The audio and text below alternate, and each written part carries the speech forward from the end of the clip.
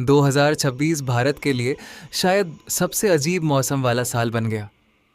जनवरी में ठंड, मार्च में रिकॉर्ड तोड़, गर्मी अप्रैल और मई में लगातार हीट वेव, और फिर कुछ राज्यों में बाढ़, तो कुछ राज्यों में गर्मी अब भी जारी रही। आखिर ऐसा कैसे हुआ? क्या इसकी वजह सिर्फ ग्लोबल वार्मिंग है या इसके पीछे कोई और बड़ा कारण छिपा है? आज इस वीडियो में हम जनवरी से लेकर अब तक की पूरी कहानी समझेंगे। Hey guys, this is Pranav and welcome to brain decode facts. तो चलिए शुरू करते हैं। साल की शुरुआत जब 2026 शुरू हुआ तब सब कुछ बिल्कुल सामान्य लग रहा था।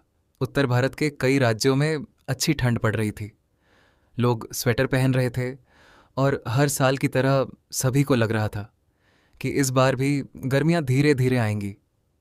लेकिन मौसम वैज्ञानिक कुछ और ही देख रहे थे।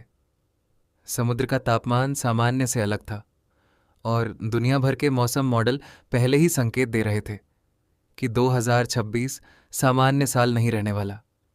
उस समय ज़्यादातर लोगों ने इन चेतावनियों पर ध्यान नहीं दिया, क्योंकि जनवरी और फरवरी में सब कुछ बिल्कुल सामान्य दिख रहा था। लेकिन मार्च शुरू होते ही पूरी कहानी बदलने वाली थी। मार्च का पहला हफ्ता आते ही देश के कई राज्यों में तापमान तेजी से बढ़ने लगा। शुरुआत में लोगों को लगा कि ये हर साल की तरह सामान्य गर्मी है, लेकिन कुछ ही दिनों में हालात बदल गए। अप्रैल आते आते कई राज्यों में हीट वेव शुरू हो गई। दोपहर में बाहर निकलना मुश्किल हो गया। सड़कें इतनी गर्म हो जाती थीं कि कुछ जगहों पर लोग बिना जूते ज़्यादा देर खड़े भी नहीं रह पा रहे थे।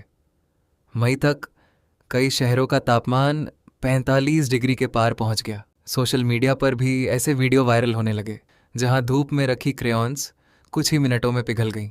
बेंगलुरु, जिस शहर को कभी ठंडे मौसम के लिए जाना जाता था, वहां भी लोगों ने पहली बार इतनी तेज गर्मी महसूस की। हर तरफ सिर्फ एक ही सवाल था, आखिर 2026 में भारत इतना गर्म क्यों हो गया? और इस सवाल का जवाब शायद हजारों किलोमीटर दूर समुद्र के बीच छिपा था। लेकिन आखिर मार्च आते ही गर्मी अचानक इतनी ज़्यादा क्यों बढ़ गई? क्या सूरज पहले से ज़्यादा गर्म हो गया था? नहीं, असल वजह हजारों किलोमीटर दूर प्रशांत महासागर में छिपी थी। इसे कहा जाता है एल नीनो। एल नीनो कोई तूफान नहीं है और न ही कोई नई चीज़।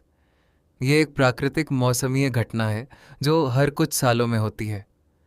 जब प्रशांत महासागर का पानी सामान्य से ज़्यादा गर्म हो जाता है तो पूरी दुनिया के मौसम का संतुलन बदलने लगता है और इसका असर भारत के मौसम पर भी पड़ता है। लेकिन सवाल ये है, समुद्र का गर्म पानी भारत की गर्मी कैसे बढ़ा सकता है?